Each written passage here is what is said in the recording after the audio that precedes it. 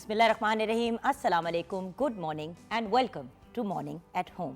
मैं हूं आपकी मेज़बान जुगन काजिम और एक और हंसती खिलखिलाती और पॉजिटिव मॉर्निंग के साथ आपके सामने हाजिर हूं। व्यूअर्स, आज बात करूंगी गिट्टे गोडों की दर्द की। Joint pain. जॉइंट पेन एक बहुत कॉमन प्रॉब्लम हो गई है। पहले तो हम यही सुनते थे कि बुज़ुर्गों को इस इशू को फेस करना पड़ता है, लेकिन अब बुज़ुर्गों की जगह हमारा जो यूथ है और जो हमारे यंग बच्चे हैं उनके भी जॉइंट्स में बहुत पेन होती है।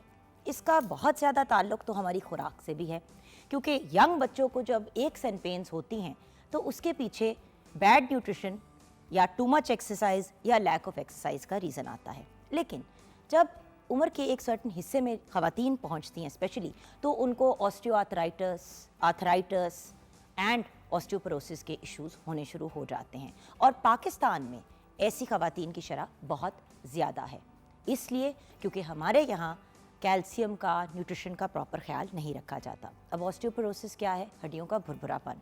आर्थराइटिस क्या है? आपकी हड्डियों में, आपके जॉइंट्स में इतनी सीवियर पेन होती है कि बाकायदा चीखें निकल जाती हैं। सो करना क्या चाहिए?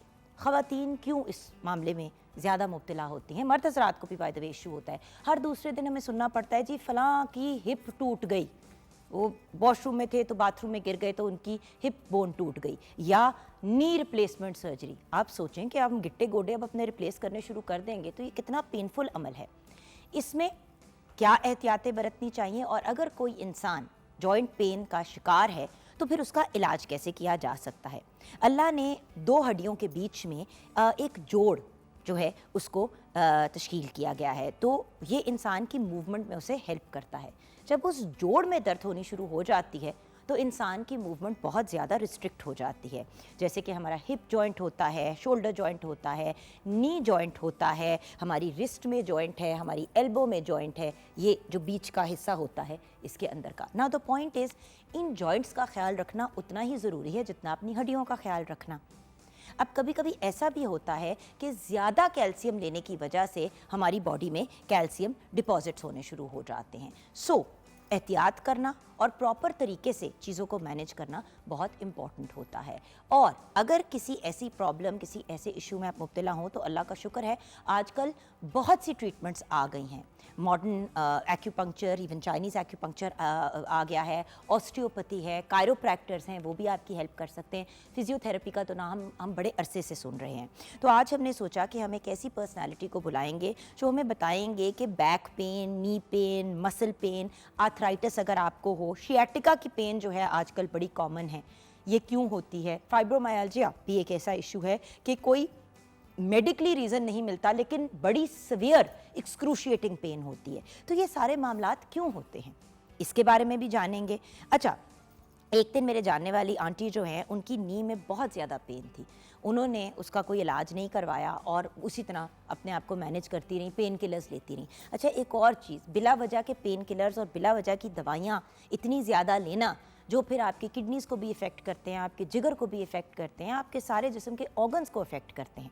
तो पेन किलर आपने बेतुका नहीं लेना। अगर आपको पेन है, देखिए बुखार चढ़ जाता है कभी कभी, इंसान सर्दी लग जाती है, कभी कभी ऊंच नीच की चीज़ें हो जाती हैं, लेकिन डॉक्टर के कहे बगैर किसी भी मेडिसिन का इस्तेमाल ना करें।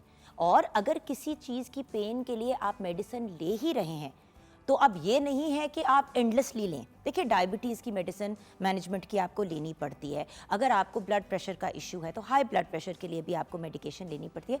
बहुत सी ऐसी चीज़ें हैं जिसके लिए आपको मेडिकेशन कंटिन्यूअस लेनी पड़ती है।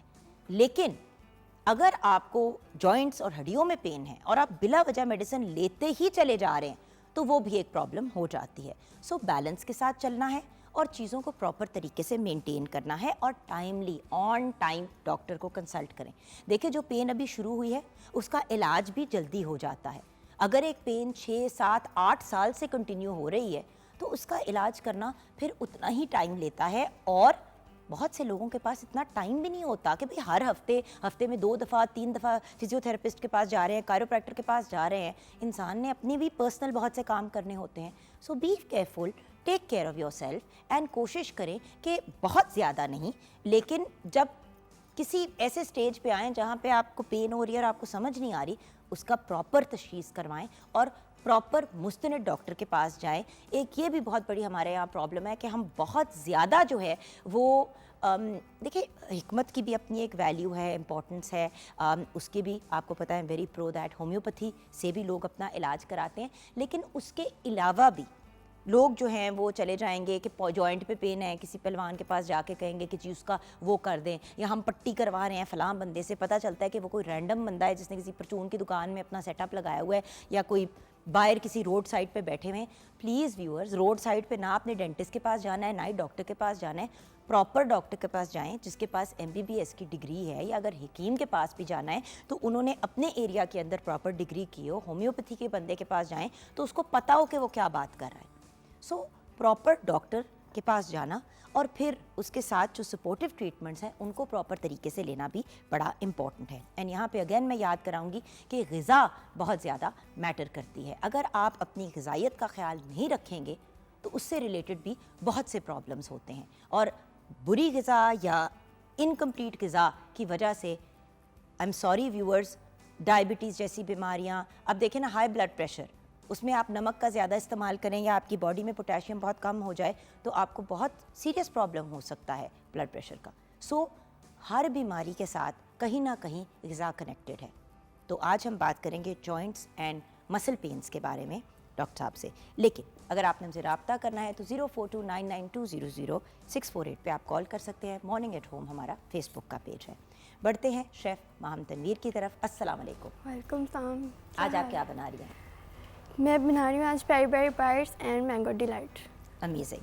तो रेसिपीज़ की तरफ बढ़ते हैं। यस, पेरी पेरी बाइट्स के लिए चाहिए हरी मिर्चें आधा किलो, मुर्गी का गोश्त आधा किलो, सिरका 1/4 कप, नमक हस्बे ज़रूरत, काली मिर्च 1 चाय का चम्मच, तंदूरी मसाला 1 खाने का चम्मच, bread crumb, maida and cheese 1-1 cup. हमने हरी मिर्चों को जो है वो सिरके के अंदर थोड़ा सा पानी डालकर उसको 10 मिनट के लिए सॉक कर लेना है। दैन हमने अपने चिकन को जूलियन कट करना है, उसको salt and paper and tandoori मसाले के साथ उसको कुक कर लेना। दैन हमने जो हरी मिर्चें हैं उनके सीड्स अलहदा करने हैं। सीड्स अलहदा करके उसके अंदर चैटर चीज़ डालनी है, चिकन डालना है और उसको कोट कर देंगे हम मैदे के अंदर, ब्रेड क्रम्ब्स के अंदर और अंडे के अंदर। फिर उसको हम जो है फ्राई कर लेंगे। अच्छा, और अगर डबल डिप करें ना, एक दफ़ा करें फिर दूसरी दफ़ा करें तो वो फिर उसकी कोटिंग सही रहती है, क्योंकि एक सबसे बड़ी प्रॉब्लम होती है हरी मिर्चों की या हेलपिनियोज़ की कि वो क्योंकि बड़ी उनकी शाइनी सरफेस होती है ना, तो उस पर स्टिक नहीं करता प्रॉपर तरीके से। तो थोड़ा सा इस चीज़ का अगर ख्याल करें, थोड़ी सी मिर्च को अगर वेट करके पहले उसको मैदे में डिप कर लें, फिर उसको एग के अंदर डिप करें, फिर क्रम लगाएं, फिर एग में डिप करके एक और दफ़ा क्रम लगा लें तो उसकी कोटिंग भी थिक हो जाती है और फिर वो अंदर से लीकेज भी नहीं होती। एग्जैक्टली। मैंगो ट्राइफल के लिए चाहिए हमें मैंगो 6 अदद, क्रीम 2 पैकेट, जेलेटिन 2 चाय के चम्मच, कंडेंस मिल्क 1/4 कप, बिस्किट 4 अदद, सादा केक 1 अदद, नट्स आधा कप। हमने बिस्किट्स को और जो हमारा केक है उसको क्रश कर लेना है रैंडमली। दैन हमने जो हमारे क्रीम है उसके अंदर कंडेंस मिल्क डाला है, मैंगोस डाल देने हैं, ब्लेंडर में ब्लेंड करना है और थोड़ा सा 2 टेबलस्पून पानी लेके उसमें जेलेटिन को मिक्स डिज़ोल्व कर देना है। वो जो डिज़ोल्व हुआ हुआ है उसको ठंडा करके हमने अपने मैंगो प्यूरी के अंदर ऐड करना है। फिर जो हमने स्प्रेड करनी है अपनी सर्विंग ट्रे में बिस्किट्स और उन टॉप पे प्यूरी डाल देनी है, मैंगो प्यूरी, फिर नट्स डालने हैं। दैन रिपीट करेंगे ऑन टॉप क्रीम और मैंगोज़ के साथ जो है वो गार्निश कर देंगे। अमेजिंग। आपको पता है mango is in season and everybody loves mangoes, और जब हम मैंगोज़ की बात करते हैं तो मैंगोज़ की बहुत सी डिफरेंट चीज़ें भी बन सकती हैं। और बाय द वे, लोग कहते हैं कि आम मोटापा करता है। आम मोटापा नहीं करता, आम को आप किस तरीके से इस्तेमाल करते हैं उस पर डिपेंड करता है। हर रोज़ भी अगर आप एक छोटा आम खा लें तो कोई इशू नहीं है। प्रॉब्लम तब होती है जब 6-6 आम लोग खाते हैं, या जैसे मेरी अम्मी को बड़ा शौक़ है कि वो आम के साथ पराठा खाती हैं नाश्ते में। अब अगर आप पराठा और आम की कॉम्बिनेशन करेंगे तो आप खुद सोचें कि आपकी शुगर कहाँ से कहाँ पहुँच जाएगी, एंड उसके अलावा ऑब्वियसली कैलोरीज भी बहुत ज़्यादा अंदर जाती हैं। सो आम को एज अ फल इस्तेमाल करें, एज अ स्नैक इस्तेमाल करें, it's absolutely brilliant, but her cheese balance के साथ। मियाना रवि की हम हमेशा बात करते हैं, बैलेंस डाइट, हर चीज़ तवाज़ुन के साथ इस्तेमाल करें तो कोई इशू नहीं होगा। छोटी सी ब्रेक के बाद वापस आएंगे, बात करेंगे जॉइंट्स पेन की।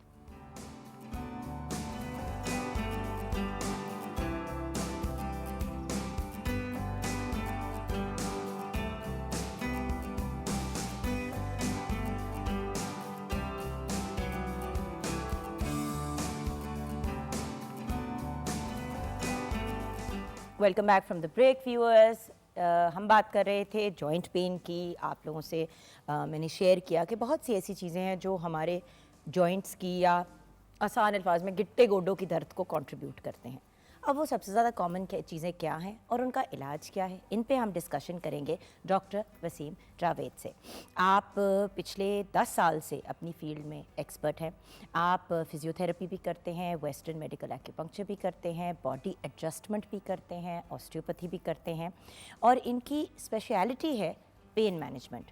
क्योंकि जैसे कि मैंने भी शुरू में भी बात की कि एक प्रॉब्लम होती है फाइब्रोमाइल्जिया के, मतलब टेक्निकली आपको समझ नहीं आ रही होती, लेकिन अगला बंदा मतलब हाथ भी उस जगह को नहीं आप लगा सकते क्योंकि अगले इंसान की चीखें निकल रही होती हैं, और अपने स्किलफुल हैंड और एडवांस मशीनरी के थ्रू ये लोगों का इलाज करते हैं। अस्सलाम वालेकुम डॉक्टर साहब। वालेकुम अस्सलाम। अच्छा डॉक्टर साहब, सबसे पहले तो मुझे ये बताइए कि सबसे कॉमन, सबसे ज़्यादा जो आपके पास शिकायत लोग लेके आते हैं जॉइंट्स की पेन की, वो क्या होते हैं, कौन कौन सी जगहें? मेरे पास सबसे ज़्यादा कॉमन जो जॉइंट्स पेन के साथ आते हैं वो लो बैक पेन, कमर के जो जॉइंट्स हैं उनमें बहुत ज़्यादा प्रॉब्लम्स होते हैं पेशेंट को।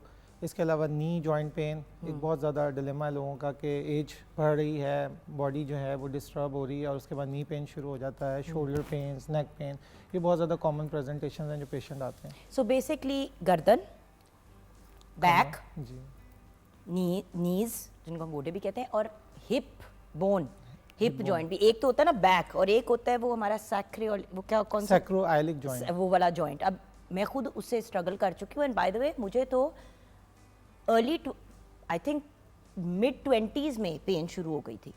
सो द पॉइंट इज कि हर बंदे का बॉडी टाइप भी डिफरेंट होता है, लेकिन खवातीन जो हमें लगता है, अब पता नहीं शायद मैं गलत कह रही हूँ, खवातीन ही क्यों जॉइंट पेन के बारे में ज़्यादा कंप्लेन करती हैं?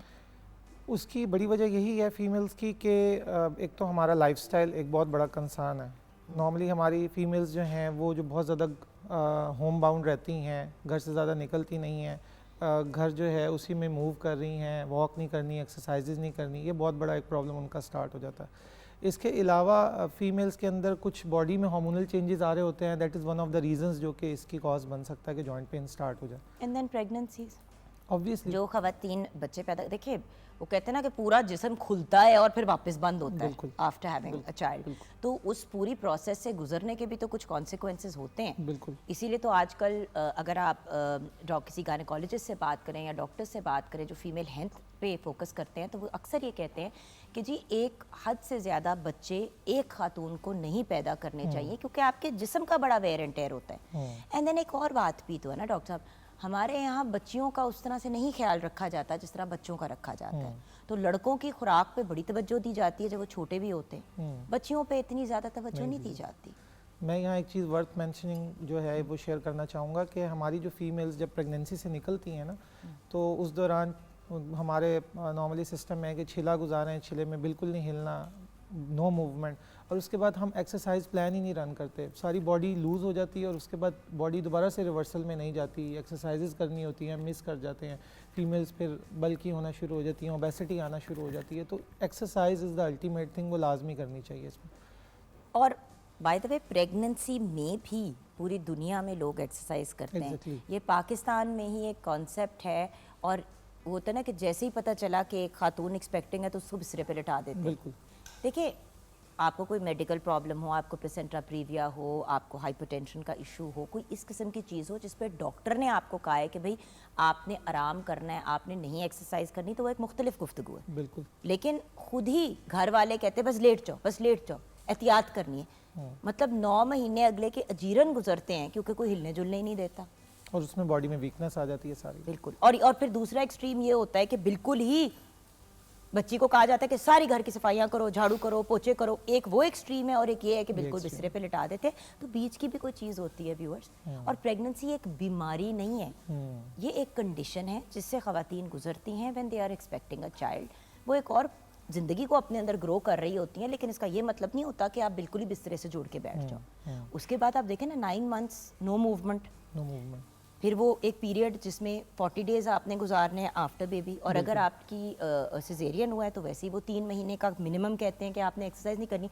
तो 1 साल अगर आपने अपने जिस्म को नहीं इस्तेमाल किया, भाई डॉक्टर साहब गाड़ी को आप 2 से 3 दिन ना यूज़ करें उसकी बैटरी बंद हो जाती है ऐसी।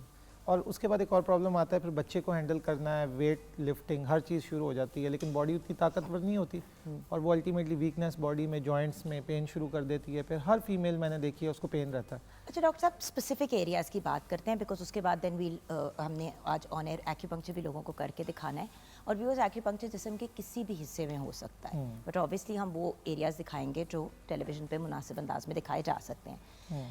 अब मुझे ये बताइए, शुरू करते हैं टॉप ऑफ द बॉडी से। तो आपने कहा एक कॉमन है नेक पेन, इसके बारे में बताएं, ये क्यों होता है, इसके क्या मामलात होते हैं? असल में नेक पेन नॉर्मली गर्दन में जब हमारे पट्टे अकड़ जाते हैं और साथ में उसके जॉइंट्स होते हैं वो स्टिफ हो जाते हैं, यानी मूवमेंट रुक गई, लोगों की नेक मूव नहीं कर रही, कंधों में बहुत ज़्यादा तनाव रह रहा है, उसके बाद जो है पेन स्टार्ट हो जाती है, कभी सर की तरफ कभी शोल्डर की तरफ ये जाती है और ये लोगों में कॉमन रहती है बिकॉज हमारे मसल्स को हर वक्त हमारी नेक को उठा के रखना है। तो जब हम एक्टिव हैं, हमारे मसल्स जो हैं वो हर वक्त एक्टिव रहते हैं, तो वो तनाव में आते रहते हैं, फटीग करना शुरू हो जाते हैं और उसकी फिर वही बड़ी वजह वीकनेस गर्दन के अंदर और उसके बाद ये काम स्टार्ट हो जाता है। तो हमें जो है अगर इस तरह के मसल्स मिलते हैं तो इस केस में हम जब एक्यूपंक्चर या इस तरह के ट्रीटमेंट सप्लाई करते हैं तो वो टाइट मसल्स रिलैक्सेशन में यानी कि नरम हो जाते हैं और जैसे ही वो नरम होते हैं पेशेंट का पेन ख़त्म हो जाता है। अच्छा ये बताइए कि कंप्यूटर, लैपटॉप, इन चीज़ की यूज़, ये तो काफ़ी साल पहले हम सुन रहे थे कि ये भी बहुत ज़्यादा डिस्टर्ब करती है। ऐसे ही है, आप देखें कि हम हर बंदा जो है mobile usability, computer laptops usability बहुत ज़्यादा है, टीवी, और उसका नुकसान ये होता है कि हम पोस्चर्स का बस ख्याल नहीं रखते, हम रॉन्ग एंगल्स पे बैठे हुए हैं और चीज़ें यूज़ कर रहे हैं और ये बहुत बड़ी रीज़न होती है कि हमारे मसल्स जो हैं जिनका एंगल ये है कि नेक को सीधा मेंटेन रखना है, वो नुकसान ये होता है कि वो मसल्स अपने एंगल्स चेंज करके टाइट हो जाते हैं और सारा स्लिम स्मार्ट लोगों को आप कुब के साथ देखते हैं। मुझे याद है एक आपके पेशेंट हमारे पास आए थे जो अब खैर पेशेंट तो नहीं, अब तो रिकवर कर चुके, जिनकी स्पाइन टेढ़ी थी। बिल्कुल हमने तस्वीरें दिखाई, इमेजेस दिखाई और वो हमारे शो पे थे, बिल्कुल माशाल्लाह उनकी रीढ़ की हड्डी सीधी। बिल्कुल। So the point is viewers, वापस जाया जा सकता है लेकिन उस जगह पे पहले क्यों पहुंचे जहाँ पे बंदा तकलीफ में हो। अच्छा, बाजू, बैक की तरफ जाने से पहले, नीज की तरफ या हिप की तरफ जाने से पहले मैंने शोल्डर्स की बात करनी है। ये फ्रोजन शोल्डर ये क्या है? हर दूसरी आंटी घूम के ये कहती है कि मुझे फ्रोजन शोल्डर है, ये क्या माजरा है?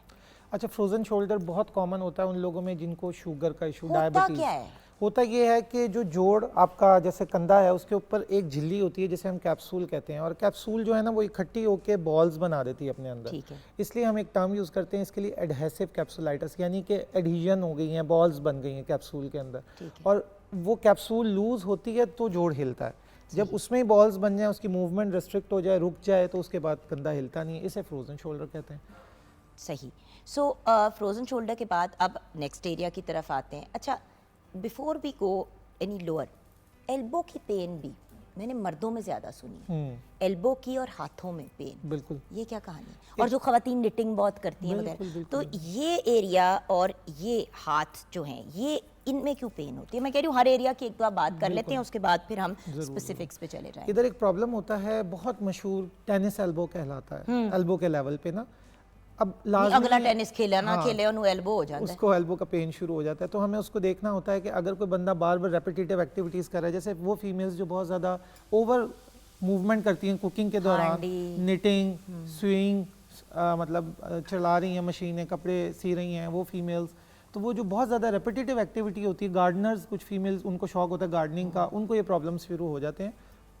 तो अल्टीमेटली नुकसान ये होता है कि इस एरिया में जहाँ मैं हाथ लगा रहा हूँ एल्बो पे, इसमें पेन शुरू हो जाता है। खैर डॉक्टर को इसमें देखना होता है बिकॉज इस एरिया में मल्टीपल और फाइंडिंग्स हैं जहाँ जो पेन कॉज कर सकती हैं इस एरिया में, but even that the thing is कि हमें आइडेंटिफाई करके फिर इसको ट्रीट करना होता है, एक्यूपंक्चर और इस तरह के इलाज करने होते हैं, ये बेहतर हो जाता है। अच्छा डॉक्टर साहब, ये तो हो गया। अच्छा, फिंगर्स का भी यही इशू होता है, कभी कभी ये जो नकल्स होते हैं इनमें बड़ी पेन होती है। बचपन में ये कहा जाता था कि नकल्स में इसलिए पेन होती है क्योंकि आप ये कड़ाके निकालते हैं, कड़ाकों से ही होती है? कड़ाकों से हो सकती है क्योंकि जॉइंट हम लूज कर रहे होते हैं, बट प्लीज ना किया करें। ये बड़ी बुरी आदत है। कुछ लोगों को एक्चुअली हैबिट होती है सारा दिन कट कट कट टक टक टक करते रहते हैं अपने हाथों को। लेकिन सबसे ज़्यादा वही लिंक होता है कि मसल्स टाइट हैं, वो अटैच हो रहे हैं आपकी फिंगर्स के अंदर जाके, वो टाइटनेस है तो फिंगर पे लोड आता है और पेशेंट्स को स्टार्ट हो जाती है पेन। इसके अलावा कुछ लोगों को और फिर प्रेजेंटेशन होती हैं जिसमें जॉइंट्स के इश्यूज होते हैं और उनमें लोगों को स्पेशली जॉइंट्स पेन स्टार्ट हो जाता है, सूज जाते हैं, जैसे आर्थराइटिस के केसेस में होता है। तो उन केसेस में हमें जो मेजर कंसर्न होता है जॉइंट्स के साथ साथ एरियाज जो पीछे हैं, जो हमारे पट्टे हैं, उनको भी रिलैक्स करना और उसके बाद उनको ठीक करना। अच्छा, ये तो हमारी अब अपर बॉडी हुई। अब नाउ द अदर एरिया जिसके बारे में अक्सर सुनते हैं, हाय मेरी कमर में बड़ी दर्द है। अब वो चाहे हमारा ये वाला जॉइंट हो, हिप जॉइंट हो, या हमारी लोअर बैक हो, कॉक्सिक का भी बड़ा इशू आ जाता है। लोगों को वो जो राउंड से कुशन होते हैं उस पर बैठना पड़ता है और आप नॉर्मल नहीं बैठ सकते। तो ये बैक वाला, लोअर बैक वाला एरिया क्यों तंग करता है? क्योंकि या ये एरिया तंग करता है या लोअर बैक करता है। अल्लाह का शुक्र है बीच का हिस्सा यूजुअली लोगों का ठीक होता है अनलेस कोई इंजरी हो, क्योंकि बहुत स्टेबल है। अच्छा, लोअर बैक के हवाले से मैं ये कहना चाहूँगा कि हर बंदे का ये ख्याल होता है कि शायद डिस्क का प्रॉब्लम होगा तो ही हमें कमर का दर्द होगा। तो एक तो ये दिमाग से निकालना बहुत ज़्यादा ज़रूरी है कि लाजमी नहीं है कि डिस्क का प्रॉब्लम ही लो बैक पेन कॉज करता है। कॉन्स्टिपेशन लोगों को पेट के इश्यूज़, कमर के दर्द की रीज़न बनते हैं। सेकेंडली, क्या ऑस्टियोपैथी और इन चीज़ों से कॉन्स्टिपेशन से जान छुड़ाई जा सकती है? क्योंकि मैं ऐसे लोगों को जानती हूँ जिनको 2-2, 3-3 हफ्ते कॉन्स्टिपेशन रहती है और अनलेस वो हैवी मेडिसिन, मैं इस सब कोल की नहीं बात कर रही, वो कुछ 6-6, 7-7 छोटी छोटी गोलियां होती हैं वो लेनी पड़ती हैं, साथ में सिरप लेना पड़ता है, पता नहीं किस किस जतन से गुजरते हैं। तो कहीं एक दिन उनको रिलीफ मिलती है और फिर 10 दिन के लिए वो इस अजाब से गुजरते हैं और उनको बड़े मेडिकल प्रॉब्लम्स होने शुरू। बिल्कुल ट्रीटेबल हैं वो तमाम चीज़ें, और उनके लिए बस ये है कि पेशेंट को ब्लीडिंग ना हो रही हो किसी पेशाब या पखाने के साथ, अदरवाइज़ ये ट्रीटेबल है। एक चीज़ एक और जो सबसे इम्पॉर्टेंट है, प्रेगनेंसी की बात हो रही थी, तो प्रेग्नेंट फीमेल्स जब प्रेगनेंसी गुजर जाती है उसके बाद जो पेल्विस का एरिया होता है ना, वो हिप का एरिया और पेल्विस का एरिया, पेल्विस का मतलब ये वाला एरिया, उसमें प्रेगनेंसी के, आई एम सॉरी, 6ठे महीने के बाद बिल्कुल कमर की दर्द, मैं बड़ी ही कोई हैरान होगी अगर मुझे कोई लड़की कहे, चाहे वो 21-22 साल की उम्र पे भी प्रेगनेंसी, क्योंकि उसकी बैक में पेन लाजमी होती है। 6ठे-7वें महीने के बाद till you deliver and at least 1 or 2 months after you deliver दर्द रहती है कमर। बिल्कुल बिल्कुल। यहाँ जो मेंशन करने वाली बात ये थी, वो ये थी कि जो पेल्विस होती है ना, उसके ऊपर पट्टे हैं जिसके ऊपर फीमेल का यूट्रस पड़ा हुआ है और वो टाइट हो जाता है, और मैंने देखा है फीमेल्स में कॉमनली टाइट रहता है। लोगों को लगता है कॉक्सीडाइनिया, वो डोनट्स, वो जो आप कह रही थी रिंग कुशंस यूज़ करना शुरू कर देते हैं, हालांकि मसला उन पट्टों की टाइटनेस का होता है। उन पट्टों को सिर्फ रिलैक्स करने से पेशेंट का पेन फ़ौरन ख़त्म हो जाता है। और मैं फ्रिक्वेंटली पेशेंट्स देखता हूँ जिनको ये प्रॉब्लम है, डायग्नोसिस कॉक्सीडाइनिया है, लेकिन कॉक्सिक्स का इशू नहीं है, पट्टों का, इर्द गिर्द लिगामेंट्स का इशू है, सिर्फ फीमेल डॉक्टर्स उनको ट्रीट करती हैं और पेशेंट ठीक हो जाता है। वही वाली चीज़ है ना व्यूअर्स के, देखें जब जो जिस चीज़ का डॉक्टर है उसके पास आपको जाना चाहिए, और साथ में जो सप्लीमेंट्री ट्रीटमेंट्स लेनी है वो तो आपने लेनी ही है। अगर आपको डॉक्टर कहता है, फॉर एग्जांपल आप जाते हैं किसी मतलब ऑर्थोपेडिक सर्जन के पास, वो आपको मेडिसिन बता देता है, 100% वो आपको साथ में बताएगा कि जी आपने फिजियोथेरेपी करानी है। गोलियां खा के आप अपनी दर्द को तो सप्रेस कर लेंगे, लेकिन प्रॉब्लम वहीं की वहीं होगी, और जिस दिन दवाई छोड़ेंगे उस दिन फिर पेन होगी। आपको कंबाइन करनी पड़ती हैं ये चीज़ें, और ट्रीटमेंट भी कॉम्बिनेशन में ही होता है, प्रॉपर ट्रीटमेंट। बिल्कुल। अच्छा, अभी हमने बैक की बात कर ली, हमने हिप की बात कर ली। अच्छा, हिप बोन क्यों टूट जाती है बड़े लोगों की? ये जॉइंट के ताल्लुक नहीं है, बट मैं इसलिए कह रही हूँ क्योंकि हर दूसरे दिन सुनते हैं कि जी फलां अंकल जो है वो वॉशरूम में गिरे, उनकी हिप बोन टूट गई, हिप रिप्लेसमेंट सर्जरी हो रही होती है। इसके बारे में उसकी सबसे बड़ी रीज़न ये है कि जैसे जैसे एज बढ़ती है, या ऐसे लोग जो कि स्टीरॉयड्स बहुत ज़्यादा ले रहे हैं, हमारा जो सबसे ज़्यादा इम्पैक्ट आता है ना हड्डियों के ऊपर जब हम स्टीरॉयड्स ले रहे हैं या उम्र बढ़ रही है, एक चीज़ कहलाती है ऑस्टियोपोरोसिस, जिसे उर्दू में कहते हैं हड्डियों का बुरना। ऑस्टियोपोरोसिस हमारा 2 जगहों पे बहुत ज़्यादा कॉमन नज़र आता है। एक पाँव की हड्डी, लोगों के फ्रैक्चर बहुत ज़्यादा कॉमन है जो पाँव की आखिरी हड्डी है, और दूसरा ये कि हमारी हिप, उसके अंदर एक हिस्सा होता है बिल्कुल हाथ की तरह का, उसमें बहुत ज़्यादा फ्रैक्चर्स होते हैं, क्योंकि ऑस्टियोपोरोसिस 2 जगहों पे बहुत ज़्यादा कॉमन होता है। इसलिए लोग जब गिरते हैं तो ज़्यादा हिप फ्रैक्चर होती है और रिप्लेसमेंट सर्जरीज करवानी पड़ती हैं इस केस में लाजमी। अच्छा डॉक्टर साहब, अब लोअर एरिया में और आ जाते हैं। अब I want to talk about the knees. गोडों की दर्द बच्चों में भी सुनते हैं, बड़ों में भी सुनते हैं, और बुजुर्गों में तो बहुत ही ज़्यादा। और इंटरेस्टिंग बात यह है कि पिछले 2 हफ्ते में मुझे 5 ऐसे लोगों का पता है जिनको डॉक्टर ने नी रिप्लेसमेंट सर्जरी रेकमेंड की है, जिनमें से 2 को मैंने फिर आगे एक और डॉक्टर को रेफ़र किया जो बड़े क्वालिफाइड है, और उन्होंने यही कहा कि फिजियोथेरेपी के थ्रू हम इसको बहुत बेहतर कर सकते हैं। और एक कोई जेल का इंजेक्शन होता है वो डालते हैं तो आपको वो थोड़ा सा उससे सपोर्ट भी मिल जाती है। अब देखें ना, हर दूसरा डॉक्टर मजाक तो नहीं है, बड़ी मेजर सर्जरी है और फिर उसकी रिकवरी भी अच्छी खासी लंबी है। ऐसे ही है, नए सिरे से आपको चलना सीखना पड़ता है। और उससे बड़ी बात ये, जिसको शुगर हो, मतलब जो डायबिटिक हो, वो कैसे कराए इस किस्म की चीज़। बिल्कुल, उसमें ये है कि मेरे पास कॉमनली पेशेंट्स आते हैं, अब तो खैर लोगों के अंदर बहुत अवेयरनेस आ गई है, लेकिन वो देखते हैं एक्सरे, डॉक्टर साहब फासला कम हो गया, एक्सरे के अंदर नज़र आ रहा है। तो वो जो फासला कम होता है ना, वो नॉर्मली हमें ये देखना होता है कि क्या सिर्फ जोड़, जो नी जोड़, घुटना जिसे कहते हैं, वो टाइट हुआ हुआ हाँ, कि वो उसके इर्द गिर्द जितनी चीज़ें पड़ी हैं वो तो खींच के उसको छोटा नहीं कर रही, एक बहुत बड़ा प्रॉब्लम। दूसरा, खड़े होके एक्सरे करवाया, लेट के करवाया, एक और बहुत बड़ा प्रॉब्लम।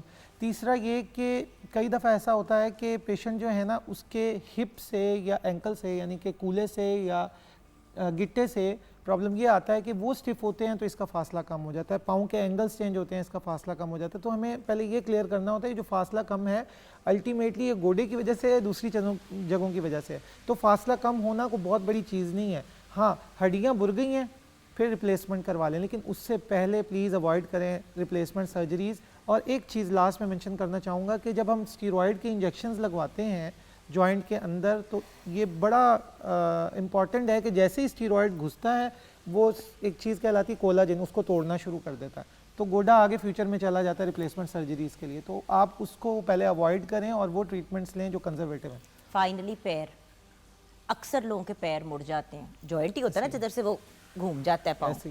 मेरे साथ बहुत ज़्यादा होता है, मेरे राइट लेफ्ट फुट दोनों में ये इशू है, चलते चलते मुड़ जाता है और फिर एक अजियत का मरहला 2.5-3 हफ्ते के लिए एटलीस्ट। ऐसे ही है। सो ये क्यों होता है? अच्छा, और बाय द वे एंकल्स में कभी कभी बड़ी पेन होती है और पाँव की उंगलियों में भी। अच्छा, एंकल स्प्रेन्स जो हैं, हम इसकी शायद बात कर रहे हैं। एंकल स्प्रेन्स जो हैं वो लिगामेंट खिंचने की वजह से होते हैं, पट्टों की तरह की चीज़ें होती हैं। उन लोगों में जिनका बैलेंस ख़राब होता है ना, फॉर एग्जांपल चलते चलते पाँव मुड़ गया, तो उनके बैलेंस का इशू होता है। सबसे पहले आप इसको टेस्ट इस तरह से कर सकते हैं कि आप खड़े हों एक पाँव पे और दूसरी टांग को उठाएं और देखें कि आप एटलीस्ट 15 सेकंड्स के लिए खड़े हैं। अगर तो आप खड़े हैं तो इट मीन्स आपका बैलेंस ठीक है, और अगर आप नहीं खड़े तो आपको चाहिए कि आप अपना बैलेंस ठीक करें, क्योंकि आप फ्यूचर में एडजस्टमेंट करवाएं। बैलेंस का मतलब ये है कि you have to stand and test your body कि आप खड़े हो सकते हैं 15 सेकंड्स 20 सेकंड्स के लिए कि नहीं। अगर आप खड़े हो जाते हैं तो इट मीन्स आपका एंकल स्टेबल है, और अगर नहीं है तो वो लोग बहुत ज़्यादा इंजरी की तरफ जाते हैं। ठीक है। सेकेंडली, अगर इस तरह की इंजरी हो गई है तो हमारा पाँव सूज जाता है फ़ौरन। इसके लिए हमें फ़ौरन रेस्ट करना होता है, इसको फिक्स करना होता है, यानी कोई इसको रोकना होता है। Price MMS, protection from further injury, यानी कि आगे मजीद चोट नहीं लगानी, आइसिंग करनी है, रेस्ट करना है, कंप्रेशन देना है, यानी एलिवेशन करना है, मेडिकेशन, मशीन्स यूज़ करनी है, सपोर्ट्स देनी है, स्ट्रैपिंग करनी।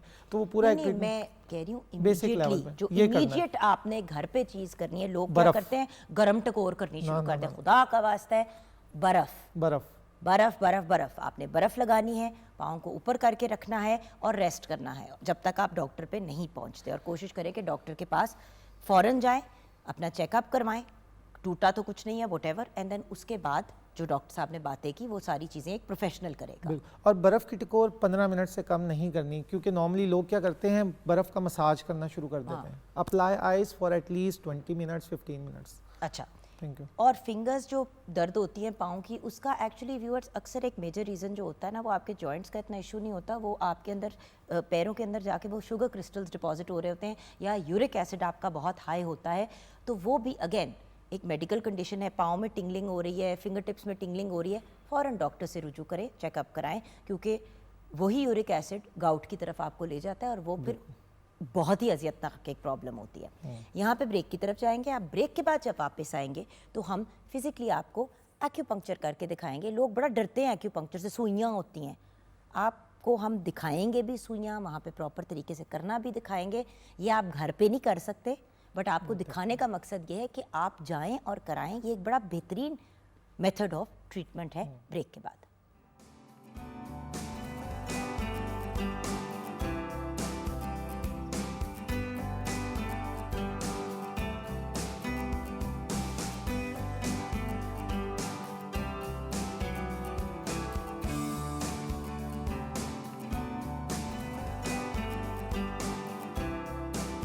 Welcome back viewers.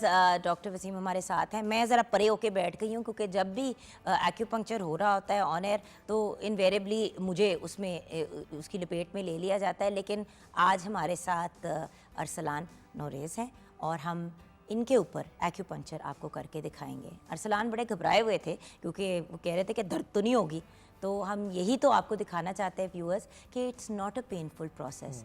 चूंटी या चुंडी काटने से कम दर्द होती है। Exactly. इससे बेहतर मैं नहीं एक्सप्लेन कर सकती क्योंकि एक दिन ऑन एयर जो है मेरे माथे के ऊपर जो है वो लगाए गए थे नीडल्स, क्योंकि मुझे माइग्रेन का इशू है। एंड जेन्युइनली अगर माथे के अंदर नहीं फील हुआ, यू विल बी फाइन, हाँ, आई होप। इसका बोर इतना कम होता है कि ये फील नहीं होता। अच्छा, तो हम सबसे पहले नेक को करेंगे।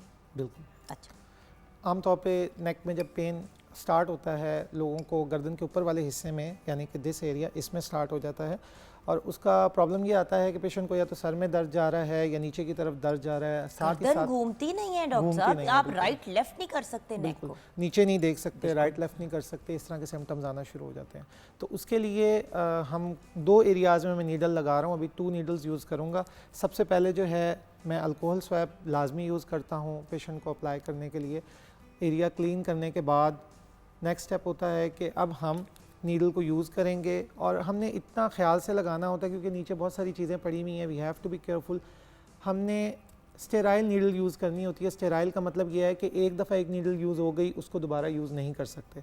और जैसे ही अब जैसे मैंने इंसर्ट कर दिए नीडल इंसर्ट करने के बाद what I have to do, मैं इस नीडल को जैसे ही अंदर की तरफ लेके जाता हूँ तो नो फीलिंग्स एट ऑल, और नीडल अंदर चली जाती है। अभी जैसे मैंने ये नीडल छोड़ दी है, you can see the needle कि ये आपको नीडल नज़र आ रही होगी, इनकी बॉडी में चली गई है।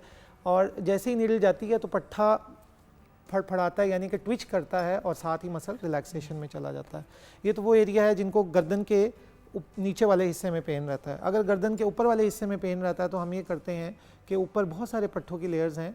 सेम मैं जैसे ही नीडल इंसर्ट कर रहा हूँ पट्ठे के अंदर तो ट्विच रिस्पॉन्स आता है और उसके बाद पेशेंट रिलैक्स हो जाता है। इसमें बहुत सारे तरीके हैं ट्रीट करने के। ऑब्वियसली वो डॉक्टर को पता है हमने क्या अप्रोच यूज़ करनी है। करंट्स भी लगाते हैं हम इसके साथ, और उसके बाद पेन सेटल डाउन हो जाती है। क्योंकि आप कभी, मैंने एक बात आपकी डॉक्टर साहब जो मुझे बहुत अच्छी लगती है वो ये है कि आप कोई सिर्फ एक चीज़ नहीं करते, और जो कहते हैं ना आप 2-3 हर्बे जो हैं वो साथ मिला के इस्तेमाल करते हैं, Exactly. जिससे इंसान को इमीडिएट रिलीफ मिल जाती है। वरना नॉर्मली आप फिजियोथेरेपी भी अगर जाके कराते हैं तो उसके बाद डॉक्टर कहता है देखिए अभी आपको रहेगी पेन, 4-5 सेशंस लेंगे तो फिर बेहतर होंगे। अब 4-5 सेशंस का मतलब है 4 से 6 हफ्ते। 4 से 6 हफ्ते कौन इंसान अजियत में रह सकता है और उसका दिमाग ना ख़राब हो। घर भी चलाने हैं, काम भी करने हैं, बच्चे पालने हैं, स्कूल कॉलेज यूनिवर्सिटीज़ जाना है, क्या करें लोग। एग्जैक्टली इमीडिएट इफ़ेक्ट्स आते हैं चीज़ों के। आपने ट्रीट किया फ़ौरन पेशेंट ठीक हो जाता है। कोई ऐसा काम नहीं है कि लंबे अरसे के लिए ट्रीटमेंट करवाएंगे फिर जाके ठीक होगा। अभी आपने ट्रीटमेंट करवाया, यू आर पेन फ्री, और बहुत लो लेवल ऑफ पेन चला जाता है। ठीक है, नेक्स्ट स्टेप हम नीडल को निकाल रहे हैं। सच्ची बताओ दर्द हुई है कि नहीं? यस नहीं हुई। नीडल डिस्कार्ड करनी होती है, ऑब्वियसली उसका एक प्रॉपर मेथड है। अब हम जा रहे हैं फोर आर्म पे। एक प्रॉब्लम कहलाता है जिसे हम कहते हैं टेनिस एल्बो। अब टेनिस एल्बो जैसे हमने पहले भी डिस्कस किया, इसमें होता ये है कि रिस्ट हिलाने से, मुट्ठी बंद करने से पेशेंट को बहुत ज़्यादा पेन आता है। बहुत सारी कॉजेज़ हैं, उसमें से एक कॉज है कि पट्ठा जो है वो शदीद अकड़ा हो और पेशेंट को पेन आ रहा हो। हम उस पट्ठे पे नीडल अभी लगाने लगे हैं। अच्छा, यहाँ पे व्यूअर्स एक डिस्क्लेमर, एक रिक्वेस्ट है आपसे। ये दिखाने का रीज़न ये है कि ये एक पेनलेस प्रोसीजर है और एक ट्रेंड प्रोफेशनल से आपने करवाना है। खुदा का वास्ता है घर पे एक्सपेरिमेंट्स नहीं करनी। आजकल ऑनलाइन सारी चीज़ें मिल जाती हैं। इसका ये मतलब नहीं है कि आप घर पे एक्सपेरिमेंट्स करनी शुरू कर दें या यूट्यूब की कोई वीडियो देख के करना शुरू कर दें। इसकी प्रॉपर ट्रेनिंग होती है, जिस तरह मेडिकल ट्रेनिंग होती है। प्लीज़ मैं बार बार रिक्वेस्ट करी हूँ, घर पे आपने एक्सपेरिमेंट्स नहीं मारनी। डॉक्टर के पास जाएं, दिखा इसलिए रहे हैं कि पेनलेस प्रोसीजर है, आप करा सकते हैं। लोग एक्यूपंक्चर और नीडल का सुन के घबरा जाते हैं और फिर जाते नहीं। बिल्कुल। और इसमें एक प्रॉब्लम ये होता है, जिन लोगों को पता नहीं होता है, वो अनट्रेंड होते हैं, वो नर्व के ऊपर लगा दें तो फुट ड्रॉप, रिस्ट ड्रॉप, इस तरह की प्रॉब्लम्स शुरू हो जाती हैं। नर्व इरिटेट हो जाए तो बर्निंग पेन स्टार्ट हो जाती है। तो ट्राई करें कि एक्सपर्ट प्रोफेशनल से ही करवाएं। भाई डॉक्टर साहब, मेरी कज़न जो है वो गई एक्यूपंक्चर कराने के लिए, कहती वो ये मेरी फलां के जानने वाला बेटा अभी आया है तो वो एक्यूपंक्चर कर रहा है, ये वो वटेवर। तो मैंने सोचा दिल में कि बाहर से अगर करके आया है एक्यूपंक्चर तो फिर बाहर क्यों नहीं प्रैक्टिस कर रहा या वहाँ पे क्यों। खैर बात ख़त्म हो गई। कुछ दिनों के बाद उससे मुलाकात हुई। उसकी मतलब मैं बता नहीं सकती हूँ, उसको ब्रूजेस पड़े हुए थे और नीली पीली हुई भी थी, यानी कि उसने बार बार मेरे ख्याल से वेन्स को पिंच किया है और अजीब अजीब जगहों पे ना उसको ब्रूजेस पड़े हुए थे। तो मैंने कहा कुछ फ़र्क पड़ा? कहती है फ़र्क तो नहीं पड़ा, नीली पीली होके आ गई हूँ मैं। ये आपने बहुत इंपॉर्टेंट पॉइंट रेज किया है कि लोग जो है देखते नहीं है कहीं खून की नाली गुजरी, वेन में डाल दी, वेन में जैसे ही डालते हैं वेन सूज जाती है और पेन करना शुरू हो जाती है। So we have to be careful, ख्याल से फील करके सोच के कि यहाँ वेन तो नहीं गुजर रही। डॉक्टर को ऑब्वियसली पता होता है कि क्या नेटवर्क है, अदरवाइज वो हाथ लगा के फील करता है खून की सप्लाई अगर जा रही हो तो बाकायदा फड़फड़ाता है एरिया। भाई कनाडा, अमेरिका, यूरोप में तो एक्यूपंक्चर को कैंसर के ट्रीटमेंट के लिए भी यूज़ किया जाता है। एग्जैक्टली।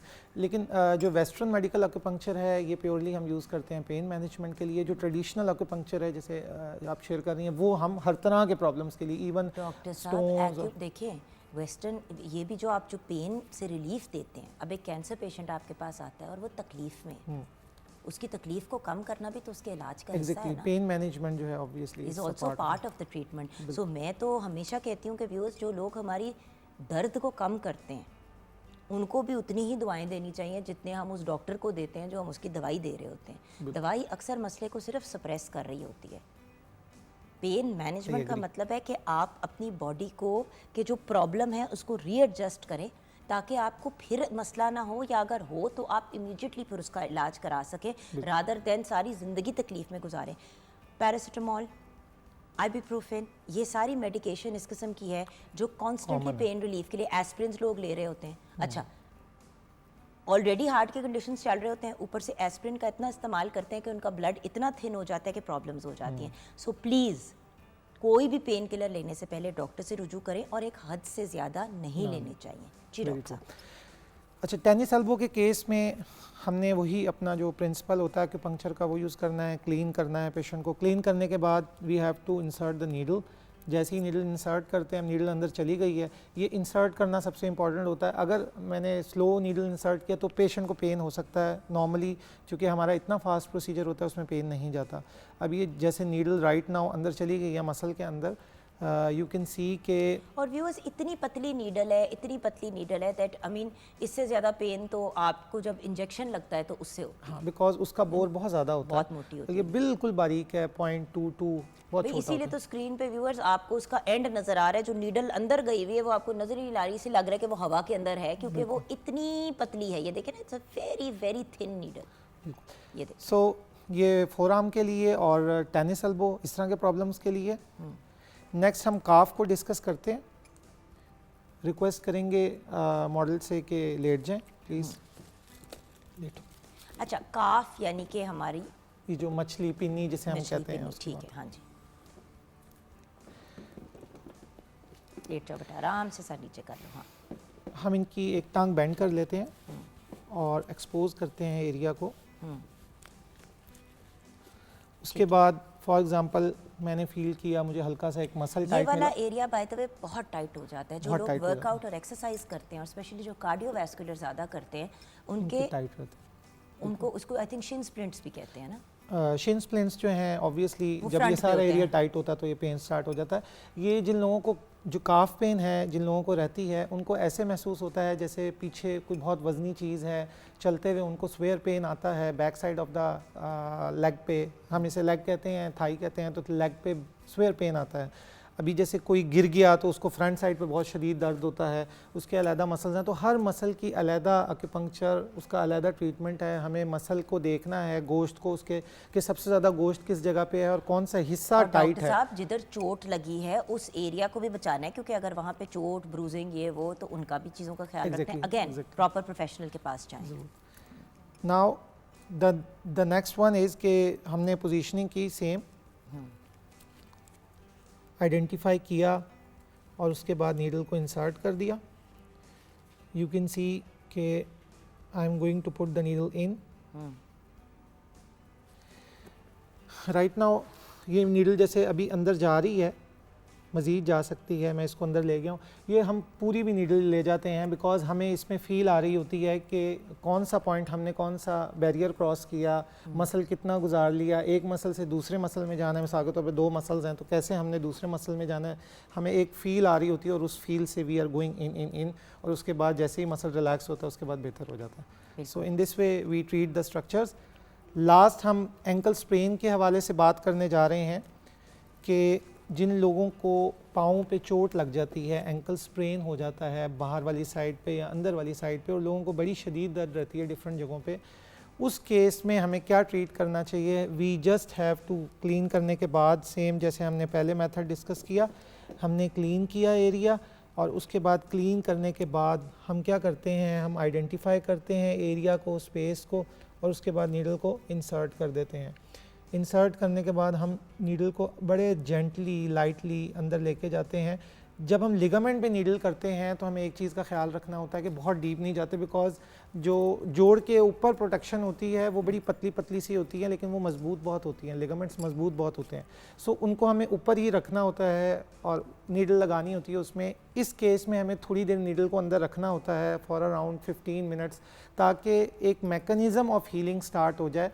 और उसके बाद जैसे ही 15 मिनट के बाद हम चीज़ें निकालते हैं तो हम हीलिंग को सपोर्ट कर देते हैं और उसके बाद वो एरिया ठीक होना शुरू हो जाता है। डॉक्टर साहब, फाइनली आपका पैगाम हमारे व्यूअर्स के लिए? मेरा सबसे इम्पॉर्टेंट पैगाम यही है कि आप जब भी किसी को कोई भी जॉइंट्स पेन हो रहे हैं, मस्कुलर पेन्स हो रहे हैं और आपको लग रहा है कि 2 दिन के अंदर वो चीज़ें खुद से हीलिंग नहीं कर रही, आपकी बॉडी में रेस्ट करने से सेल्फ हीलिंग मैकेनिज़्म स्टार्ट नहीं हो रहा, तो आप राइट प्रोफेशनल को सेलेक्ट करें और उसके बाद उससे जाके इलाज करवाएं। बिकॉज जब हम चीज़ों को डिले करते हैं तो क्रॉनिक चेंजेस आना शुरू हो जाते हैं और उन क्रॉनिक चेंजेस की वजह से पट्टे जो हमारे साथ पड़े हुए हैं उन सारे एरियाज़ में वो इतने कमज़ोर हो जाते हैं कि जो चीज़ हमारी एक दिन में ठीक होनी है वो महीनों में जाके ठीक होती है।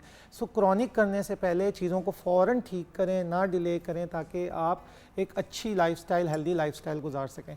सेकेंडरी सेडेंट्री लाइफस्टाइल को अवॉइड करें, बिकॉज जो ओबेसिटी है, ओबेसिटी भी ज़्यादा बैठे रहने से और इस तरह की चीज़ों से आती है।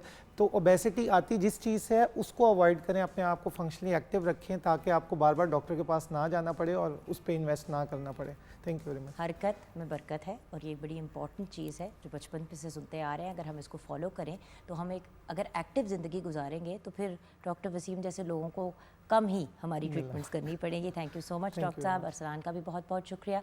व्यूअर्स, हम छोटी सी ब्रेक के बाद वापस आएंगे कुछ हल्ला गुल्ला, कुछ एंटरटेनमेंट के साथ।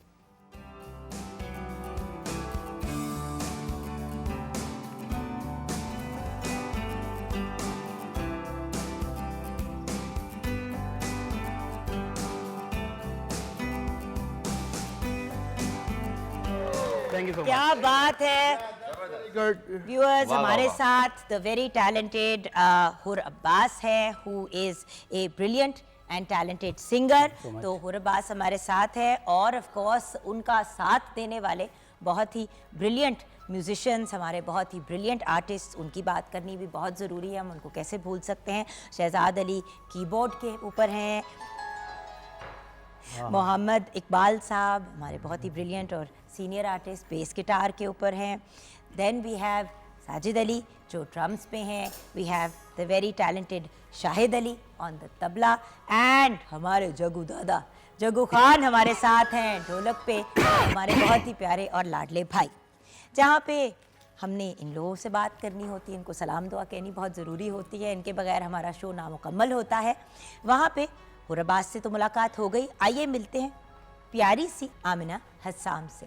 आप इनको डिफरेंट एक्टिंग प्रोजेक्ट्स में भी देख चुके हैं, she is a brilliant model as well, साथ साथ वकील भी हैं। इनके अंदर वो कॉम्बिनेशन है जो अगर फैसल और मैं एक ही काम करते दोनों मिलके तो वो होता, वो वकील है और मैं एक्टर हूँ। तो अस्सलाम वालेकुम। वालेकुम अस्सलाम, कैसी हैं आप? बिल्कुल ठीक है, माजरा क्या है इसकी तरफ हम आएंगे अभी, लेकिन तलत शाह हमारे साथ है, one of my favourite actors who I feel is very very talented, और मेरी हमेशा यही ख्वाहिश होती है कि इनको ज़्यादा से ज़्यादा एक्टिंग प्रोजेक्ट्स में देखा जाए, लेकिन कभी कभी मुझे लगता है ये सिंगिंग पे ज़्यादा तवज्जो देते हैं क्योंकि एक ब्रिलियंट सिंगर भी हैं। अस्सलाम वालेकुम तलत। अस्सलाम वालेकुम, आप कैसी हैं? ठीक हैं, खैरियत से? बिल्कुल ठीक ठाक। सब देखने वालों को मेरा सलाम, आपकी सारी टीम को मेरा सलाम। थैंक यू, और आपको वालेकुम सलाम। और फिर एक ऐसी पर्सनैलिटी जो पता नहीं क्या क्या करना चाह रहा है, कुछ हम कंफ्यूज से हो जाते हैं। शुरू किया सिंगिंग से, फिर एक्टिंग भी करनी शुरू कर दी, फिर सोचा कि मैं तो बहुत ही फ़नी हूँ तो फिर मैं कॉमेडी भी कर लेता हूँ। तो अहमद नवाज़ साहब हमारे साथ हैं, बहुत बहुत बड़े बाप के बेटे। अभी खुद इन्होंने कुछ बड़ा बनना है, बन रहे हैं इन द प्रोसेस। अहमद नवाज़, अस्सलाम वालेकुम। जी वालेकुम अस्सलाम, बहुत बहुत शुक्रिया और स्पेशल थैंक्स टू पीटीवी के वो कभी नहीं भूलते हमें। और हम लोग कोशिश करते हैं लेकिन फिर आप याद आ जाते बस वो खाने के चक्कर में आना पड़ता है मुझे, वो हैं खाने के चक्कर में। आज हमने आज ये भी मेरे साथ हैं। कुछ खाती भी हो? मैं खाती हूँ और मैं ज़रूर टेस्ट करूँगी। मैंने बहुत तारीफ़ें सुनी है, मैं लास्ट टाइम भी आई थी तो बहुत मज़े का खाना था। बिल्कुल बिल्कुल। अच्छा, एक बात जो हमने पहले भी की, बट ऑब्वियसली जैसे ही हम कहते हैं कि वकील हैं और साथ में एक्टर हैं तो घर पे भी बैठे लोग कहते हैं, जिससे हमारी एक बड़ी टैलेंटेड आर्टिस्ट हैं अरूबा, अब वो डॉक्टर हैं, प्रॉपर इमरजेंसी में काम करती हैं, मतलब चीज़ वो, और साथ साथ चीज़ ऑल्सो होस्टिंग एंड एक्टिंग। तो वो लोग ज़रा कंफ्यूज हो जाते हैं कि भाई ये क्या बात हुई, तो ये क्या बात हुई? एक्टिंग जो है वो मेरा शुरू से ही पैशन था। अब मुझे जब तक याद है कि मतलब बहुत ही छोटी होंगी मैं, मतलब परसों की बात है। बचपन में परसों ही की मतलब बात है। 5-6 इयर्स की, तो मुझे शौक था कि मैंने एक्टर ही बनना है। ये मेरा था कि मैं बड़े होके यही करूँगी और कुछ नहीं मुझे था। तो फिर मगर जब जैसे ही बड़ी हुई तो स्टडी भी बहुत इंपॉर्टेंट होती है, तो घर वालों की ख्वाहिश थी कि घर में लॉयर्स हैं तो लॉ तो करना है। तो लॉयर्स के अंदर जब एक्टर होने का शेयर किया तो क्या हुआ? और ये बचपन से ही मुझे काफ़ी चालाक लग रही है। इन्होंने अपना एक एम मकसद बना लिया था कि बड़ी होकर लॉयर भी बनेंगे, जैसे फैमिली में फैमिली अगर कोई में काम नहीं देगा तो नहीं, केस but कर देखिए दूंगी। ना, वकालत इंसान अच्छा, कर ले मुझे और तो- फिर बंदा कहे कि जी अब मैं एक्टिंग कर रही हूँ, तो घर वाले कहते हैं कि हमारे इतने पैसे क्यों जाया कराए? नहीं वो तो तो पैसे आपकी यहाँ जो से है पूरे ना हो वो तो जाएंगे ना, आपकी ज़्यादा एजुकेशन आएंगे है। एक्टिंग से तो। वो तो वैसे भी आपकी एजुकेशन है और एजुकेशन तो बहुत ज़रूरी है। और लॉयर होना, आपको अपने राइट्स का पता होना, ये बहुत बड़ी बात है। और इसको अगर आप जो है इन्फोर्स करवा लो फिर तो क्या ही बात है, वरना आपको छोटे छोटे केसेस के लिए बाहर जाना पड़ता है और वैसे पैसे जुगन देने जी, पड़ते हैं। अब जो हम हालात अब चल रहे आमना हैं, से ही राब्ता कर सकते हैं कि पुत्र ये मसला चल रहा है, जरा इसका बताओ। और एक बात बताओ व्यूअर्स, एक बहुत इंपॉर्टेंट एरिया जिसको हम लोग इतना सीरियसली नहीं लेते वो होते हैं कॉन्ट्रैक्ट्स। जब आपके पास कॉन्ट्रैक्ट आता है 99%, चलो 90%, चलो 10% फिर भी शायद पढ़ लेते होंगे, 90% लोग जो है वो कॉन्ट्रैक्ट साइन कर लेते हैं पढ़े बगैर। और जो लोग पढ़ते हैं ना, लोग कहते हैं ओ माय गॉड ये तो पढ़ने लग गया, इसको कहीं समझ ही ना आ जाए कि हमने क्या लिखा है। जाए। अब क्योंकि मेरे हस्बैंड वकील है तो फैसल ने एक रूल ऑफ थंब बनाया हुआ है कुछ, क्योंकि 1-2 कॉन्ट्रैक्ट्स शादी से पहले और शादी के बाद भी मैंने साइन कर दिए बस। उसके बाद जब कोई इशू क्रिएट हुआ, जब कॉन्ट्रैक्ट को खोला तो पता चला कि कॉन्ट्रैक्ट में वो सारी बातें उन्होंने लिखी हुई हैं। यस, और फिर मैं स्टक हो जाती थी। सो फैसल ने कहा कि भाई जब मैं हूँ तो कोई भी चीज साइन करने से पहले मुझे फॉरवर्ड करो, एक मैं दफा पढ़ूंगा, पढ़ा फिर मैं बताऊंगा। और अक्सर जो कॉन्ट्रैक्ट्स उनके पास जाते हैं उनको री एडिट करके भेजते हैं कि भाई ये क्लॉज नहीं होना चाहिए। बिल्कुल ऐसे ही। अच्छा ये मेरे साथ एक दफ़ा हुआ था, एक शूट था तो उन्होंने कहा हम कॉन्ट्रैक्ट करेंगे। मैंने कहा ठीक है। हमने ऑलरेडी जो है सारा कुछ डिस्कस कर लिया था कि आउट ऑफ सिटी का और इन सिटी का और वीडियोस का और स्टिल्स का क्या सीन होगा। हो गई बात, जब कॉन्ट्रैक्ट आया तो उन्होंने ये चीज़ें मेंशन ही नहीं की। उन्होंने सेम अमाउंट लिखी हुई थी और हमने कहा नहीं देखें आपने इसमें सिटीज़ मेंशन नहीं की, इसमें आपने ये चीज़ें मेंशन नहीं की। उन्होंने कहा अच्छा ठीक है, फिर वो उन्होंने वापस लिया। हमने कहा ये आप चेंज करके दें हमें। भाई देखिए, ये जो add बंदा करें। कॉन्ट्रैक्ट आप सोचने की बात है आपको देगा वो अपने फायदे का ही लिखेगा, देगा ना। और by the way specially property के कागजात वगैरह, और जब आप लोग साइन करते हैं व्यूअर्स, इतना बंदा मेहनत करके जतन करके किसी इन्वेस्टमेंट की तरफ जाता है और फिर उसके अंदर भी कोई चीज हो जाए ऊंच नीच की तो बहुत ध्यान से। और बाय द वे निकाहनामा भी एक कॉन्ट्रैक्ट है, उसको भी सोच समझ के बेसिकली ना जुगन जी, जब किसी ने टाइपिंग करवानी होती है या कुछ भी एज अ अपना पेपर वर्क कुछ भी करना होता है या स्टाम्प पेपर पे कुछ भी उतारते हैं तो वो ऑलरेडी लोगों के पास सेव्ड होता है, ठीक है। लेकिन उसके एक अंदर pattern होता है जो उसके वो अंदर जो save किया मेंशन्ड होती चीज़ें वो लोग अमूमन नहीं पढ़ते, वो एज इट इज़ उतरवा देते कि यार हमें जस्ट नाम ऊपर लिख दे और लिख दे सारा कुछ हर चीज़। वो लोगों के साथ बड़ा फ्रॉड हुआ है इस तरह सर। तो कभी ऐसा एक्सपीरियंस हुआ आपके साथ कि आप मतलब काम कर रहे हैं और जो कमिटमेंट की है उससे मुख्तलिफ कोई बात की हो आपसे? नहीं, ऐसे अभी तक तो मेरे साथ ऐसा कोई वाक़या नहीं हुआ। मतलब मैंने जितने भी प्रोजेक्ट्स किए हैं कॉन्ट्रैक्ट साइन करके, जैसा कॉन्ट्रैक्ट था उसके मुताबिक ही मुझे उसकी जो अमाउंट थी वो बट आपने पढ़े, मैंने पढ़े, कॉन्ट्रैक्ट पढ़े। उसी वही तो बात है ना, पढ़ें। पढ़े। Reading is very very important और इन चीज़ों के बारे में नॉलेज होना बहुत ज़रूरी है। और इतना कोई मुश्किल काम तो नहीं है, आप अगले को कहें जी मुझे कॉन्ट्रैक्ट भेज दें, किसी वकील को दिखा के आप उसको वो कर लें, कोई ना कोई तो जानने मैं वाला। कोई भी आपको करता हूँ, change इवन करवाना हो, के करवा कराची लिया से कोई time काम पे। आता है तो अगर मैं लाहौर में तो वो मुझे सेंड कर देते हैं, वो मैं कॉन्ट्रैक्ट साइन करके उनके पिक्चर्स लेके वापस भिजवा देता हूँ। अच्छा, आजकल लाहौर में ज़्यादा काम कर रहे हो या कराची में? दोनों तरफ। अभी 4-5 महीने से तो मैं लाहौर में ही हूँ। तो अब कमिंग डेज में मैं जाऊँगा वापस कराची, 2 प्रोजेक्ट्स हैं उनके लिए। अच्छा, उनके लिए काम अच्छा जा रहा है। अल्हम्दुलिल्लाह। और मेरा जो गिला है कि एक्टिंग से ज़्यादा सिंगिंग पे तवज्जो देते हो। ये तो आप हमेशा हर शो में कहती हैं मुझे, बट चल रहा है। इसके अलावा जो वहाँ पे मेरे प्राइवेट शोज चलते हैं तो टाइम निकल नहीं रहा कि मैं कुछ करूँ। अब पहले होता था लोग पूरा एल्बम बनाते थे सॉन्ग्स का, अब तो एक गाना आप बनाए, हिट हो गया तो बस वो एक गाना ही सारी ज़िंदगी की कमाई है आपकी। ये आप लोग ज़्यादा बेहतर बता सकते हैं, म्यूजिशियंस वगैरह। मेरे शागिर्द हो गए हैं। अच्छा, आपके शागिर्द हो गए कॉमेडी में। कॉमेडी में ये बताइए कि आपके हालात क्या हैं, क्या कर रहे हो आजकल? सुना है कि बहुत से प्रोजेक्ट्स पे काम कर रहे हो। बहुत अच्छा आ रहा है। और अपकमिंग एक सीरियल है जो वो पीटीवी होम से जो है बहुत जल्द ऑन एयर होने जा रहा है, खालिद अब्बास डार साहब के साथ और इफ्तिकार ठाकुर साहब के साथ कॉमेडी।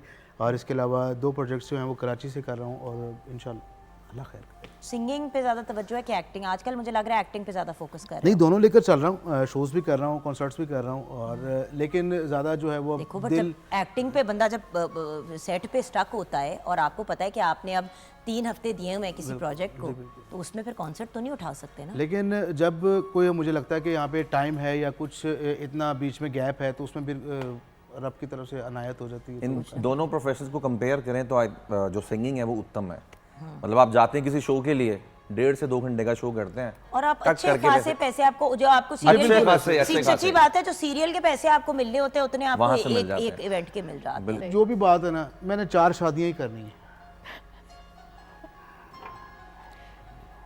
अहमद नवाज के दिमागी तवाज़ुन को मद्देनजर रखते हुए हम ब्रेक की अचानक तरफ खराब हो जाएंगे। गया। हम ब्रेक की तरफ जाएंगे। ब्रेक के बाद जब वापस आएंगे तो तलत आपसे हम सॉन्ग सुनते हुए आएंगे। एंड देन ऑफ कोर्स हमने अभी हुर से भी पूछना है कि आजकल इनकी क्या मसरूफियात हैं और फिर पाकिस्तान से बाहर टूर्स पे निकलने वाले हैं, क्या करने वाले हैं, इनकी भी डिटेल्स लेनी है। हमने कुछ रैपिड फायर भी प्लान किया है, कुछ थोड़ा सा मुख्तलिफ चीज़ें। ब्रेक के बाद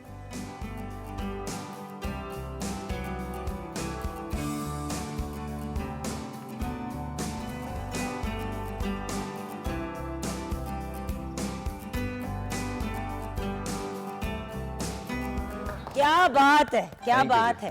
साथ में इन्होंने गोगो डांसर्स भी रख लिए ना अपने। क्या बात है।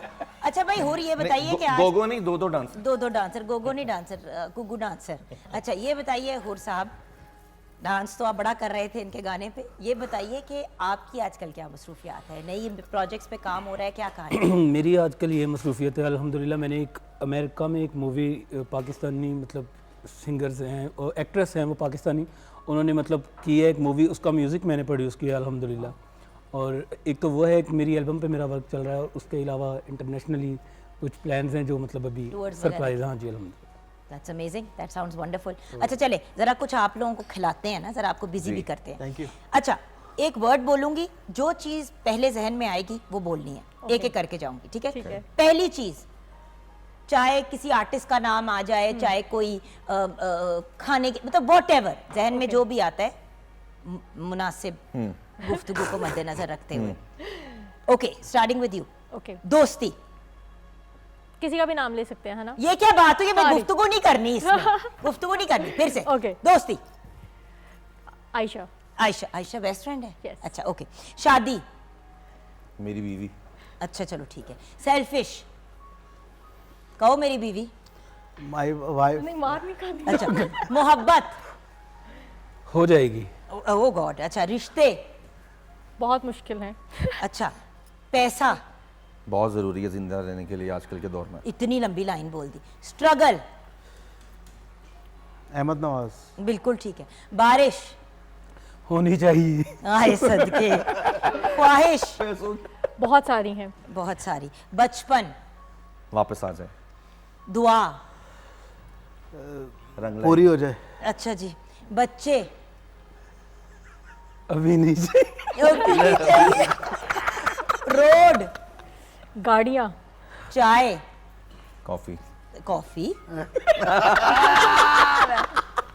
ऐसे मसाइल ही हो रहे कि मैं उन्हें की गल कवा। अच्छा ओके, अब हम करेंगे एक ज़रूरी सा काम।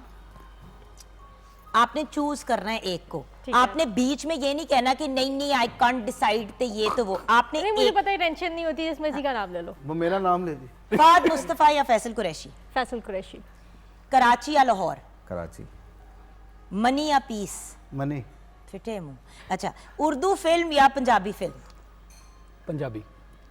है पंजाबी मेरा कल्चर है ना, मैं ओके पंजाबी हूँ। डन। चाय या कॉफी? चाय। धूप या बारिश? बारिश। माउंटेन या बीच? बीच। बनता है तुम्हारा बीच जाना। फेसबुक या इंस्टाग्राम? इंस्टाग्राम। ऑनलाइन शॉपिंग या खुद जाके शॉपिंग? खुद जाके शॉपिंग। हाय हाय, हमारी नहीं बन सकती। तो मैं तो नहीं करती, मैं ऑनलाइन हूँ, मगर मुझे सेटिस्फेक्शन नहीं होती बस। जाके मुझे बस ये करने का होता शौक है। करने का शौक है, होती नहीं मुझसे। सिंगिंग या एक्टिंग? सिंगिंग। है ड्रामा या मूवी? मूवी। जाहिर, पूरी फिल्म तो आप खुद हैं। अरेंज मैरिज या लव मैरिज? लव क्या है? दिल जीत ले। Love marriage. लव मैरिज हजारों ख्वाहिशें ऐसी। दोस्ती या प्यार? प्यार। देसी फूड या चाइनीज? देसी फूड। हाय हाय। दिन या रात? रात। रात। समर या विंटर? समर। समर। समर। अच्छा, फैमिली टाइम या outing with friends? Family time. Mahira Khan या नीलम मुनीर? दोनों ले ले। माहिरा खान। आपने नीलम मुनीर का है? नहीं मैंने कहा दोनों ले लो। अच्छा, उसने दोनों ही कहा है।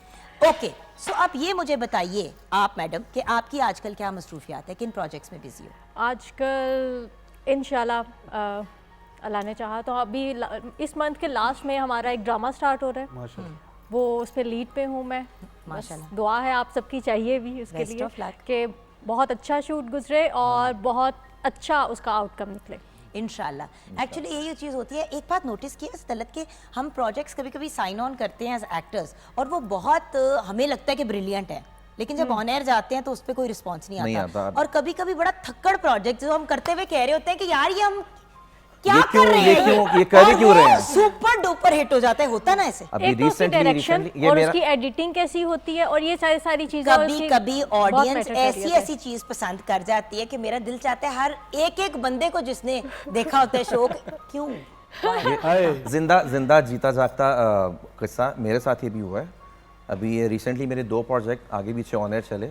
एक का नाम था जिंदगी एक पहेली, जिसके साथ मुझे इतनी उम्मीदें वाबस्ता थी कि ये मेरी लाइफ का, मेरी जिंदगी का सबसे अच्छा मैंने उसमें करेक्टर किया है और कमाल। शबीर जान अब्बा बने हुए हैं, एक भाई और है, ये तीनों बड़े लफंगे टाइप के ना बाप बेटे हैं। खैर मुझे इस प्रोजेक्ट से इतनी उम्मीद थी कि ये सुपर, और वो फ्लॉप हो गया। एक ड्रामा था वो पागल सी, इतना बड़ा हिट नहीं हुआ। वो पागल सी, वहमो गुमान में भी नहीं था कि ये, और वो इतना सुपर डुपर हिट हुआ, मुझे लगा ही नहीं था कि वो ड्रामा हिट होगा और उसने मतलब रिकॉर्ड कायम किया।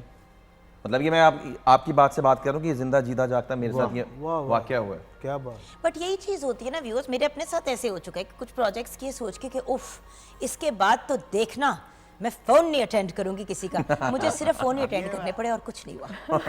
होता है यार, अपने एक्सपीरियंस शेयर करने चाहिए। शुरू में I used to think things were amazing. अब जो भी प्रोजेक्ट होता है अगर वो दिल को भा जाती है, उसकी स्टोरी बंदा कर लेता है, फिर कभी कभी ऐसे ऐसे अजीब एक्सपीरियंसेस भी सेट पे होते हैं कि बंदा कहता है क्या करें।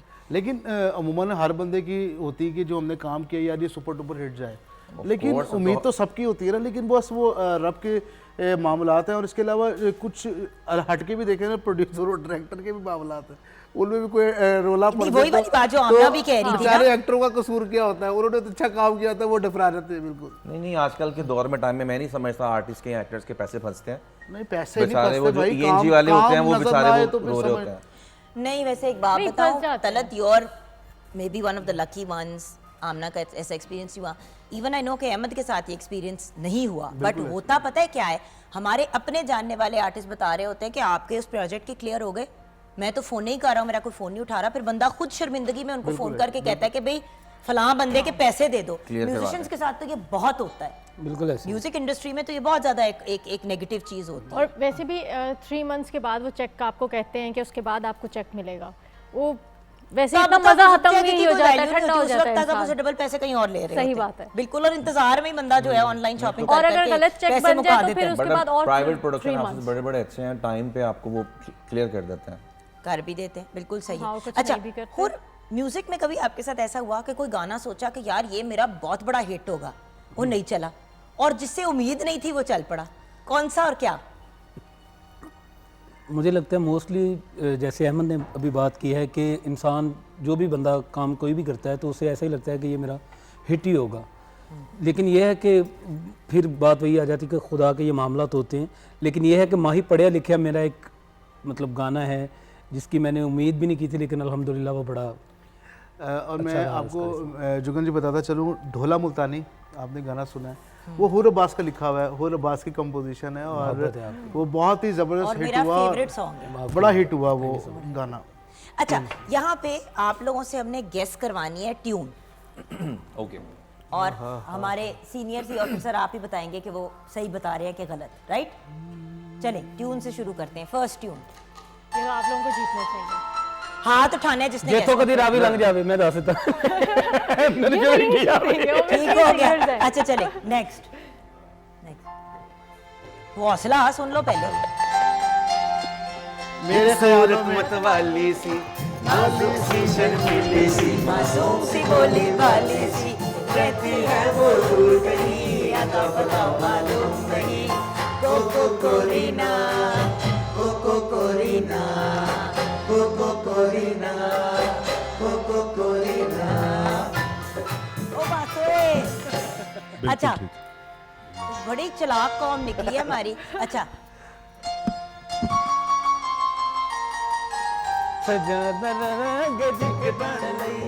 आशिकां को सोना मुखड़ा लुकाउण लई सजना ने बूहे अगे चिक ताण लई चिक ताण लई ओ चिक ताण लई सजना ने बूहे अगे चिक ताण लई।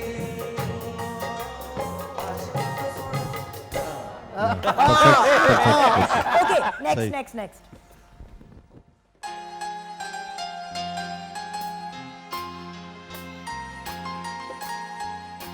सावन जाए तुझको पुकारे गीत हमारे।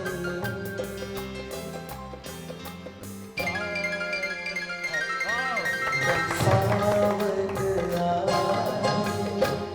अच्छा नेक्स्ट।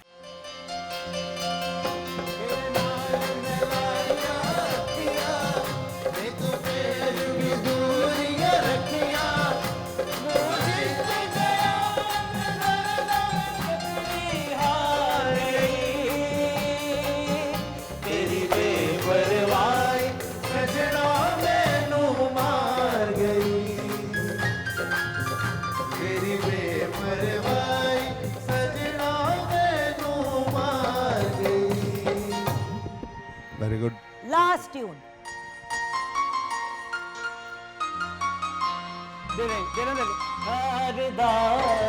नजारा ले दिला ठहर जा यार दा नजारा लैन दे कोई प्यार वाली सजना नो गल कहन दे कोई प्यार वाली सजना नो गल कहन दे दिला ठहर जा यार दा नजारा लैन दे।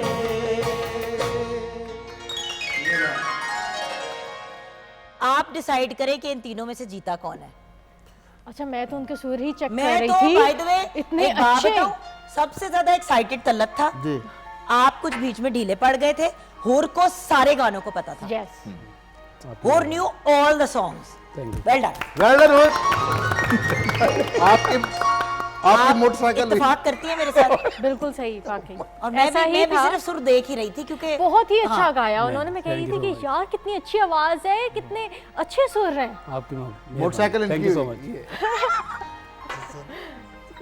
तुम इनको साथ ले जाओ, इनको साथ ले जाओ होर, और इनको मोटरसाइकिल से फेंक दो। नहीं मैंने मोटरसाइकिल से नहीं, मैंने इंशाल्लाह कोई बड़ी जगह से फेंकना है इनको। किसी नहीं, खाई। इनको ऊंची, ट्रक से ना किसी ऊंची फेंकना, पहाड़ी वो से। बाइक पता नहीं वेट उठा पाती है कि नहीं। अच्छा, एक बात पूछनी है। When I started working in the industry, तो लड़कियां बड़ी competitive थी एक दूसरे के साथ। क्या आज भी गर्ल्स आपस में compete करती हैं? ऐसा है वाकई, ऐसा मतलब है। दूसरा मगर काम मुझे खराब ऐसा करती लगता हैं, तंग है करती ऐसा है, मगर मुझे ऐसा लगता है ऐसा नहीं करना चाहिए, क्योंकि आप अगर अपने आप में ही अच्छे हो और आप दूसरों के साथ मिल के चल रहे हो, तो ऐसा नहीं है कि वो आपका रिस्क ले लेगा।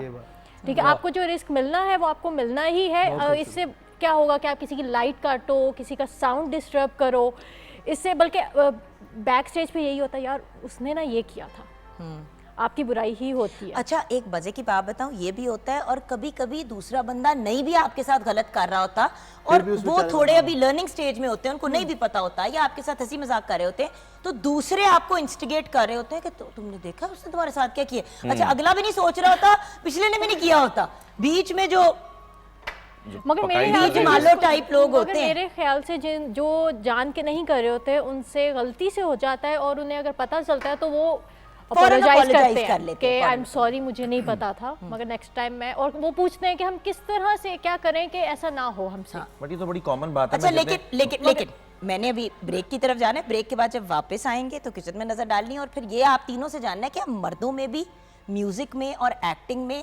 कंपेटिटिव होते हैं जिस तरह खवातीन के बारे में कहा जाता है। ये हम इन्हीं से जानेंगे, इन्हीं की ज़बानी। And then of course Ahmed Nawaz से भी कुछ सुनना है बातों के अलावा। ब्रेक के बाद वापस आएंगे।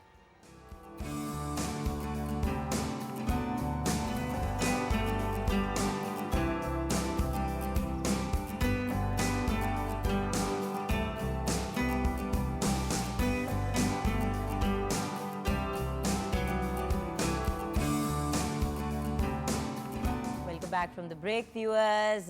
मुझे तो लगा कि हम शो में इतना हल्ला गुल्ला कर रहे हैं, पता नहीं शेफ माहम ने कुछ बनाया भी होगा किचन में कि नहीं। हम अपने ही कामों में मसरूफ थे। माहम, यस, और देन मैंगो ट्राइफल भी रेडी है, पेरी पेरी पार्ट्स भी रेडी हैं। हमने इसको मायो चिली गार्लिक के साथ सर्व किया।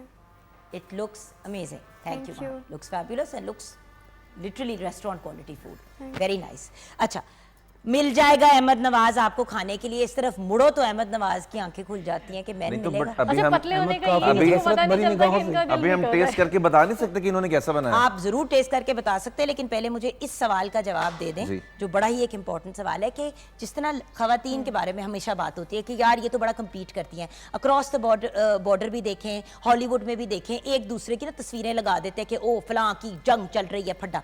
लड़कों में नहीं हम ये देखते बिल्कुल। बट क्या पाकिस्तान में बॉयज आपस में एक दूसरे से कम्पीट करते हैं? हेल्दी कंपटीशन की नहीं बात करी, काम काटना, किसी का नाम निकलवा देना। पहले मैं एक्टिंग की बात करूंगी, फिर मैंने सिंगिंग का भी पूछना है। ओके, मैं जवाब दूं? आप दोनों ने एक्टिंग का बताना है। अभी तक तो मेरे- एक्टिंग मैं नहीं बताता की। हूं पहले। मेरे ख्याल से तो है ऐसा। नहीं, मैंने जितने भी सेट्स पे काम किया है मैंने ऐसा बॉयज़ में नहीं देखा, बट गर्ल्स में तो डेफिनेटली मैंने देखा है। और मैंने मिनोपलीज और वो सब चीज़ें अपने सामने होती देखी हैं। अच्छा, ठीक जो है। लड़कियां करती हैं। आपका लेकिन मैं यहाँ पे ऑन एयर क्रेडिट देना चाहता हूँ मैडम को कि इन्हीं की बदौलत जो है वो मुझे फिल्म मिली फर्स्ट। इन्होंने मुझे प्रेफर किया कि नहीं, अहमद नवाज में ऐसी क्वालिटी है, आप एक दफ़ा ट्राई करें। और वो फिर ऐसा मैं उस करेक्टर में घुसा के मैडम ने फिर दोबारा समझ कभी लें कि- कहीं नहीं कहा कि इसको नहीं, काम ना दीजिए। उन्होंने कहा है। अब ये अलग बात है उन्हीं के कि साथ अब basically इसने ना दो और उसकी- प्रोजेक्ट्स भी किए हैं डायरेक्टर के साथ। उसकी- मैंने नहीं किए, इन्होंने किए हैं। सो द पॉइंट इज, एक बात बताओ तलत, आप ज्यादा से ज्यादा किसी को रेकमेंड कर सकते हैं, मुझे कोई क्रेडिट नहीं जाता। वो जो आपने कहा कि ये आपका आपने बड़ा भी बेटा बात ये बात की कि अल्लाह ताला वसीले बनाता है, बेशक। बट हाँ, किसी का नाम सजेस्ट करने में क्या आपकी इज्जत कम हो जाएगी? नहीं होगी। दूसरी बात, आपको क्या पता कि आपका किसी का नाम सजेस्ट करने से किसी की गुड्डी चढ़ जाए और कल को इसी तरह वो बैठ के आपको दुआ दे कि आप ही आपने मेरे लिए कहा। सर वो दुआ ना भी दे, आप किसी के लिए आसानियां करते हैं, अल्लाह की तरफ से आपके लिए इतनी आसानी हो जाती है कि अब आप गलत है, कांट सोच भी टेल नहीं यू सकते। कितनी दफा मैंने लोगों ने अगर मुझे किसी प्रोजेक्ट के लिए कहा, मैं किसी प्रोजेक्ट में वो बात हो रही होती है कि भाई इसको अब ये बड़ा इंपॉर्टेंट कैरेक्टर है, इसमें करना है, तो मैं अक्सर कह देती हूँ कि भाई मैं आपको बताती हूँ और मैं लिटरली फ़ोन में से 4-5 नाम बताती हूँ कि यार ये यंग अपकमिंग लोग हैं, ये बड़ा अच्छा काम करें, इनको कंसिडर करें। भाई मुझे क्या फ़र्क पड़ता है, एक शो है उस पर होस्टिंग करती हूँ, उस पर इतने टैलेंटेड लोग आते हैं ना। Talat, you are a very talented actor, Aamna is a brilliant actor. Ahmed Nawaz को मैं बहुत छेड़ती हूँ, but he is a very very good actor. होर is not just a good singer, होर is a very good composer, he is a very good songwriter. अब ये चीज़ें रिकग्नाइज करने वाली हैं। इंडस्ट्री एक्चुअली इतनी फैल गई है और काम अब इतना सा है, इतना सा है, सही कह रही हैं। और इसलिए हर बंदे के हिस्से में कम ही आता है। तो अगर आप किसी का नाम ले लें और किसी ना किसी ने तो वो करना ही है। सही बात मतलब क्यों है ना, ये लड़के की क्यों है, ये लड़की की क्यों है, पीछे इतना स्टॉक है और बड़े बड़े अच्छा टैलेंट है, तो मतलब अब बारी ऐसे मतलब आती है और पीछे वाले आके लेकिन मतलब जुगल निकल जी, यहाँ जाते पे हैं। मैं बड़ा एक अच्छा और है। बात पे मैं कहना चाहूँगा कि बिलफर्ज अगर कोई जो प्रोड्यूसर है जो पैसा इन्वेस्ट कर रहा है, जो लगा रहा है इस चीज़ पे, वो अपने ही बंदे रिकमेंड कर देते हैं कि भाई मेरे बंदे रखें, मैं आपको दे रहा हूँ, आपने अपनी मर्जी नहीं करनी। तो वहाँ पे जो आपने सजेस्ट किया होगा या किसी और ने सजेस्ट किया होगा वो कट हो जाता है। कट हो जाता है। और ये भी एक चीज है, बात है, पहले sometimes होता था, date भी ली पहले होती है डायरेक्टर आपसे। डिसाइड करता था और उससे साथ में अपने कास्टिंग के लिए किसी को रखा होता था बिल्कुल है। जिसका कोई ताल्लुक नहीं होता था पैसे से, किसी चीज से, वो सिर्फ आपको रिकमेंडेशंस देते थे और एक टीम बैठ के डिसाइड करती थी कि ये बंदा या ये लड़की बिल्कुल फिट होती है। अब वही वाली बात है कि प्रोड्यूसर आएंगे, कहेंगे कि भाई यार वो मेरे फलां जानने वाला का वो है, या उस एक्टर के साथ मेरी बड़ी अच्छी मुलाकात रही, उन्होंने मेरे 2-3 काम भी किए थे, हमने उसको इस प्रोजेक्ट में रखना है, और लोग साइडलाइन हो जाते हैं। बट मेरी हमेशा से एक ही रिक्वेस्ट है, टैलेंट पे लोगों को रखें, सिर्फ इस चीज के ऊपर ना रखें कि किसी की गुड्डी चढ़ी है। क्या पता कि आपका वो बंदा प्रोजेक्ट करे और आपकी मूवी में का गाना गाए और वो मूवी स्मैश हिट हो जाए उस गाने की वजह से, तो गुड्डी दोनों की चढ़ जाए। सो रिमेंबर कि जहां पे कोई प्रोजेक्ट करे वहां पे 1-2-3 नए लोगों को जरूर ट्राई करें। बहुत खूबसूरत Exactly, बात देना चाहिए। हम तो अल्लाह का शुक्र है सारे काम कर ही रहे हैं, लेकिन हमारी भी ये रिक्वेस्ट है कि भी हम लोग भी कभी कोई नए थे तो एवं किसी ने ट्राई कहा कि आ जाओ, कर लिया एक काम और उसी तरह हुआ। अब हमारा फर्ज फिर है काम कि से हम young काम लोग- निकला, बिल्कुल ऐसे। अच्छा, और म्यूजिक में ऐसा होता है? बिल्कुल होता है। म्यूजिक में तो मैंने सुना है कि बाकायदा स्टेज पे जब आ रहे होते हैं सिंगर्स, हाँ जी, अभी जैसे हो रहा आने लगा है तो किसी ने पीछे से कहा कि अगर मेरा भी गाना नहीं लेंगे तो मैं जा रहा हूँ, तो वापस बुला लिया बिल्कुल कि भाई होता तुम है यार दोस्त यार प्लीज नहीं, उसको करने दो। आजकल म्यूज़िक में मतलब ऐसा भी हो रहा है कि मतलब अगर किसी के, जैसे आपने एक बड़ी खूबसूरत बात पहले की थी, हमारी मतलब ब्रेक में बात हो रही थी कि गाना अमीर का रह गया है और जो टैलेंटेड बंदे हैं वो असल में ये हो रहा है कि लोग अभी क्या करते हैं कि आप मुझे मौका दें, मुझे चांस दें, इसको छोड़ें, टैलेंट को बेसिक ख़त्म किया जा रहा है और वो चीज़ें जो आपको रेफर की जा रही हैं उसको ज़्यादा उठाया जा रहा है। और सबसे बड़ा इश्यू ये, मैं क्यों कहती हूँ कि अमीरों का अब ये रह गया है singing, because the problem is viewers, कभी भी कोई सिंगर जिसको इश्क है, जिस तरह तलत को म्यूजिक से इश्क है, आई एम सॉरी अहमद को एक्टिंग का शौक है, but I know that music is his passion, I know that हुर का पैशन म्यूजिक है, बट यू नो आमना, आप साथ में इसलिए एक्टिंग और दूसरी चीज़ों को, कंपोजिंग को लेकर चलते हो उन सब चीज़ों को, क्योंकि आपसे ये डिमांड की जाती है कि आप हमें गाना बना के पूरी चीज पैकेज करके दे दें, हम प्रमोट कर देंगे। ओ भाई, गाना बनाने में बड़ा खर्चा लगता है, उसकी वीडियो बनाने में बड़ा खर्चा लगता है, लाखों रुपए आपके पास हैं तो तब एक गाना आपका बनेगा, बिल्कुल ऐसे। एल्बम तो बहुत दूर की बात है। बिल्कुल ऐसे।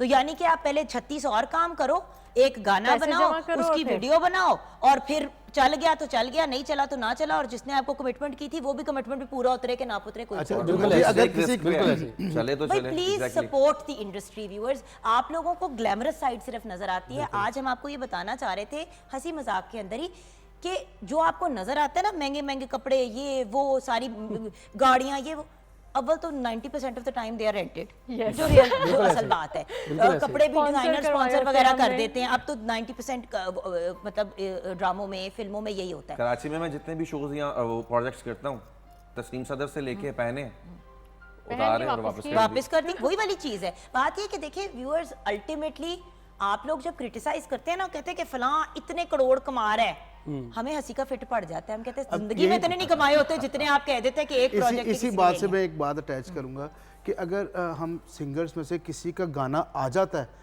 तो कोई सिंगर सुनना भी गवारा नहीं समझता, वो इग्नोर कर देता है, व्यू ना बढ़ जाए। व्यू ना बढ़ जाए। व्यू ना पड़ जाए। तो खुदा का वास्ता है, हम लोग कम से कम आपस में एक दूसरे को सपोर्ट करें, सपोर्ट करें, प्रमोट करें, प्रमोट आप करें। मिलजुल के करना चाहिए। बिल्कुल। सो हमारे म्यूजिशियन भाइयों का, हमारे उस्तादों के उस्ताद और मेरे प्यारे भाई और बच्चे, शुक्रिया आपका। God bless you guys. आप लोग हमेशा आते हैं और इतना प्यार देते हैं और इतने मोहब्बत के साथ हमारे शो का हिस्सा बनते हैं। Thank you so much sir. वैसे तो आपका घर है, मैं यहाँ पे मेहमान हूँ। हमारी शेफ का भी शुक्रिया और our panel of beautiful guest. Thank you so much. God bless you beautiful. आप बाकियों के बारे में मैं कुछ नहीं कहना चाहूँगी। तो आप मर्दों का और आप खूबसूरत लड़की का बहुत बहुत शुक्रिया। मर्द हसीन होता है, औरत खूबसूरत होती है। वाह, 5000 रुपया। इस बेहंगम से नोट पे हम अपने शो को कंक्लूड करेंगे और मजीद बेहंगम हरकत करेंगे अहमद नवाज का गाना सुनकर। Over to you.